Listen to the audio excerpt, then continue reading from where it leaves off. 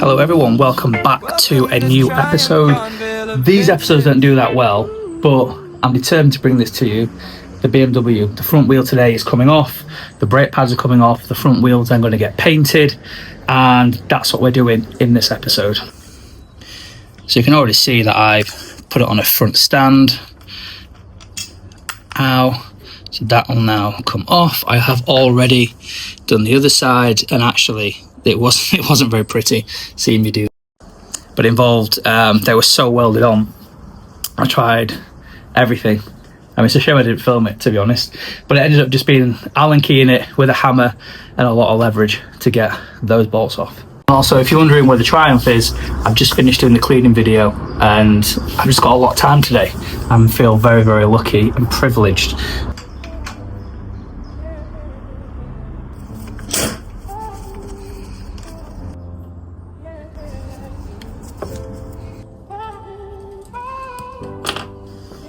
You can probably see how tight those crusher washers were.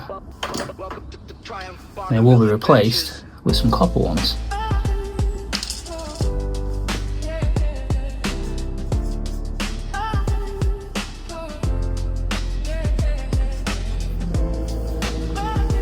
So that's just what I didn't want to do. So brake calipers are off.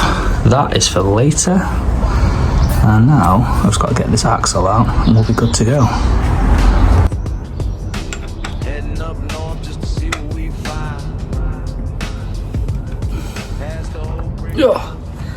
Okay, that's not coming out, so I need to think of something I'm missing. What am I missing? These two here, which I assume if they're anything like the Triumph one, they're locking nuts for the axle, so they're off. So now it's just undoing this, and then the bike will be kept up from the front paddock stand. Let's see.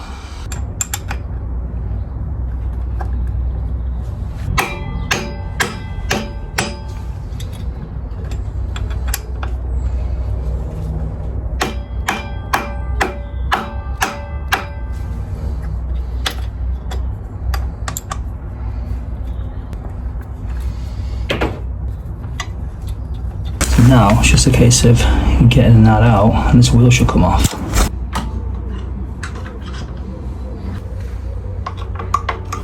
That's a stupid way to do it. Okay, so I need something to hold the wheel while I get this out. I remember this happening with the Triumph when I took, well, I didn't take the front wheel, well, no, I did take the front wheel off to get the broken bolts out. So for this one, sorry Charlie, sorry Ewan, I'm going to have to use you and a battery charger box. Use what you've got.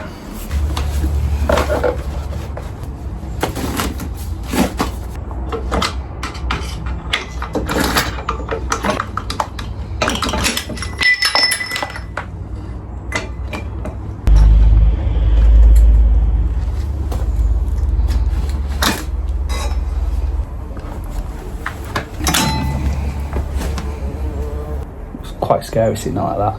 That was an easy job, to be honest. So yeah. Okay, so this is my setup for the minute. So what I'm going to do is use a torque wrench, pop that on there, and get these welded bolts off.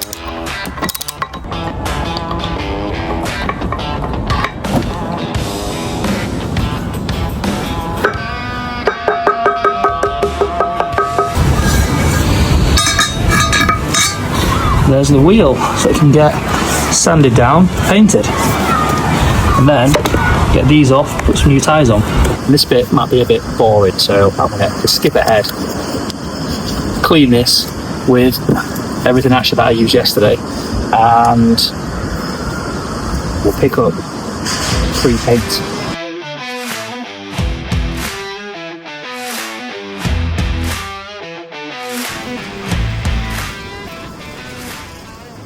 So actually, one thing that I remembered, I can use the dryer from the Triumph clean video to get this dry, and then I'll be sanding and then blow off the air again.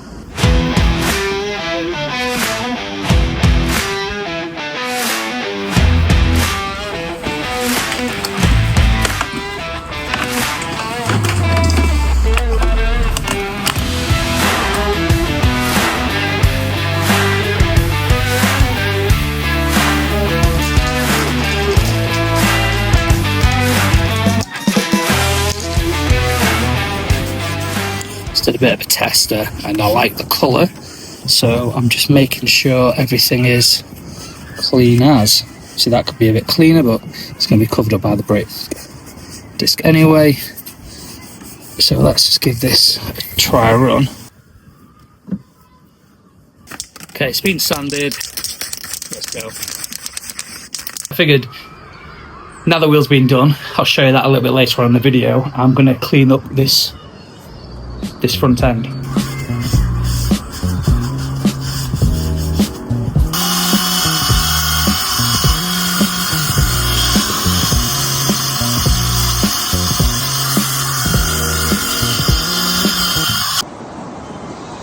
It's the current wheel in black spray paint.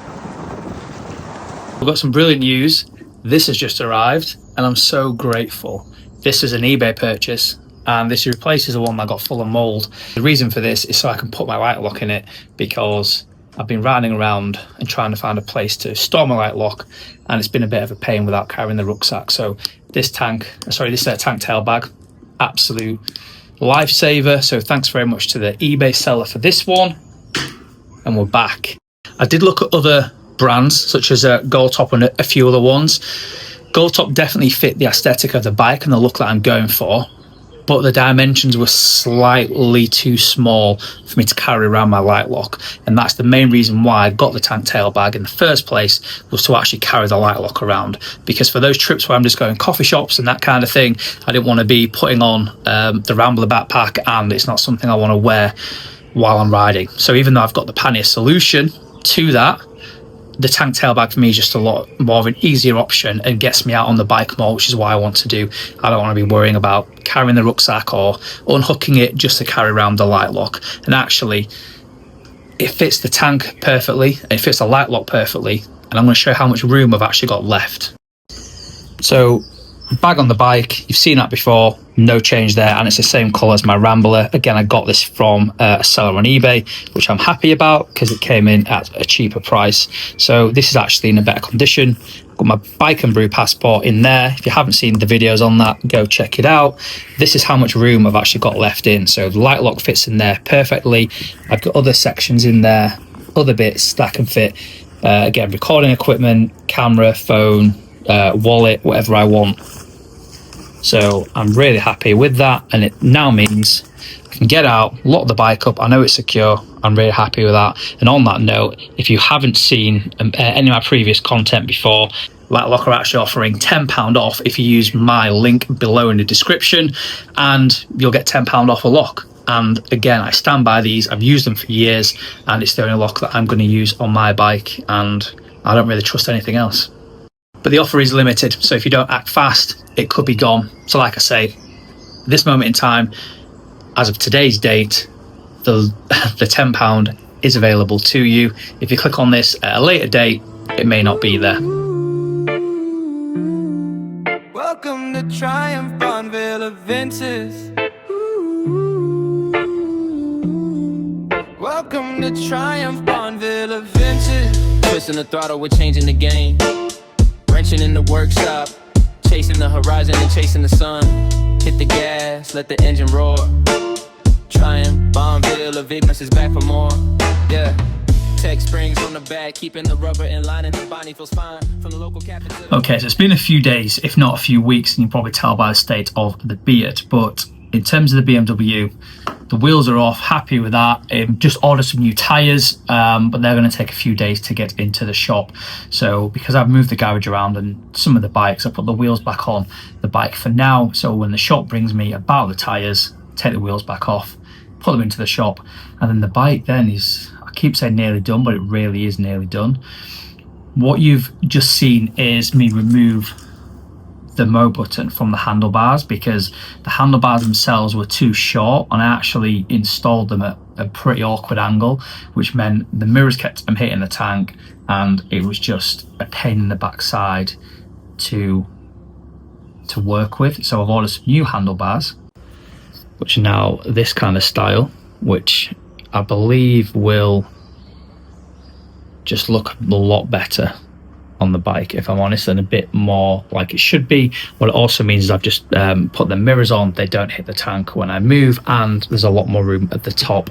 So if you remember from before with the clutch, sorry, with the I can't get my words out, with the front brake and the master cylinder, it was all just a little bit too tight, whereas because the bar is now a little bit higher, it should be a lot more comfortable to ride, and also it means I won't need to be trying to mismatch and then shove some things in there. So handlebars I'm happy with. What it does mean is the other ones now are redundant. I'm going to have to re-drill the holes in there, but I'm going to test out wiring it up without the Mo unit and just do some bench testing with the outputs and the inputs on this and just run the wires down, because in my head it's simpler, and I feel like I almost rushed into just buying all this stuff, seeing other people on YouTube, and for them it makes sense. They've got a lot of tools and obviously they know what they're doing with it.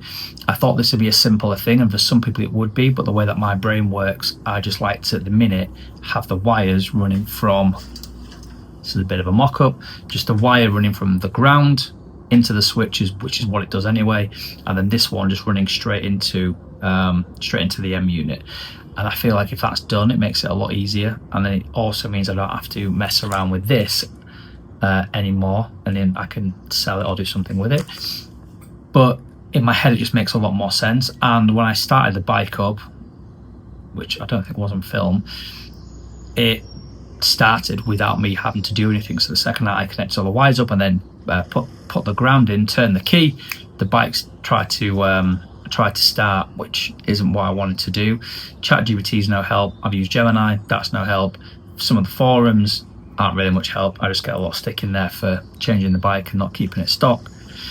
But again, it's a learning curve, and stuff on this bike is really helping me out with the Triumph as well, because I've definitely learned if a job's worth doing, it's worth doing right. Okay, so it's been a few weeks since the last part of the video. There has been some updates to the bike, which I want to bring you up to speed on. So you can see here that new handlebars have been installed. Mirrors have also been installed. Wiring has now been changed completely, and the Moto Gadget unit is still there.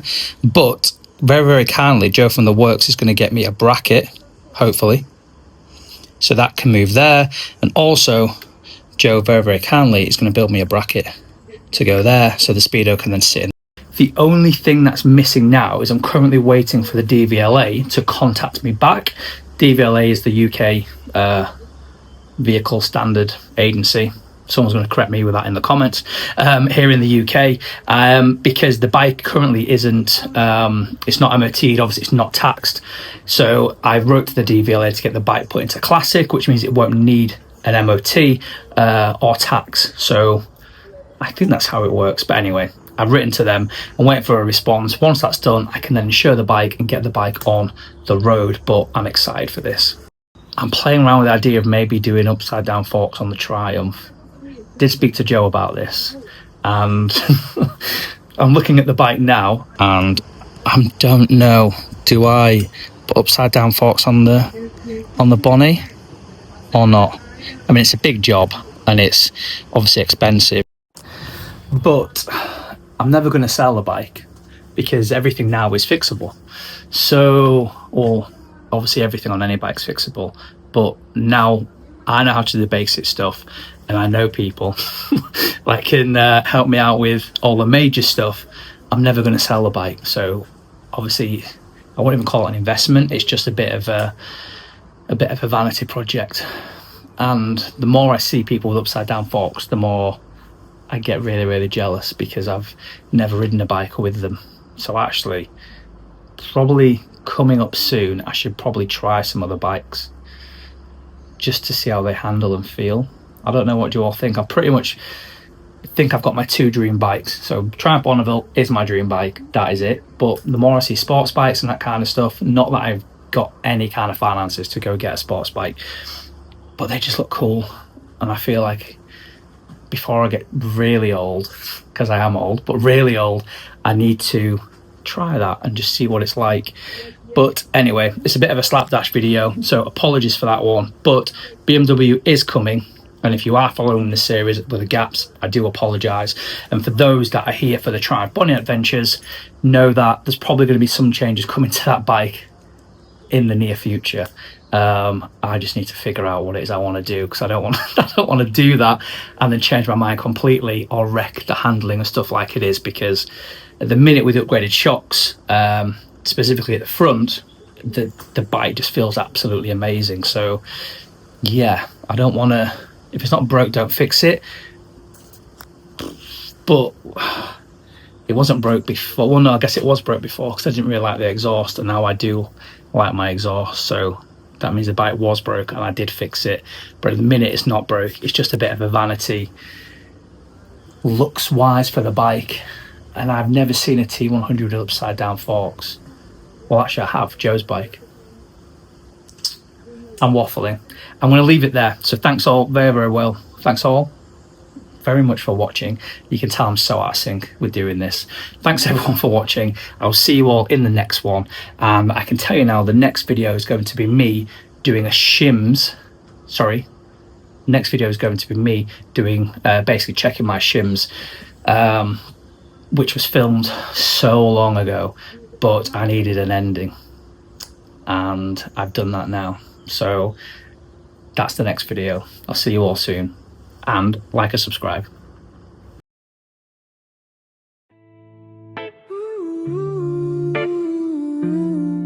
Welcome to Triumph Bonneville Adventures.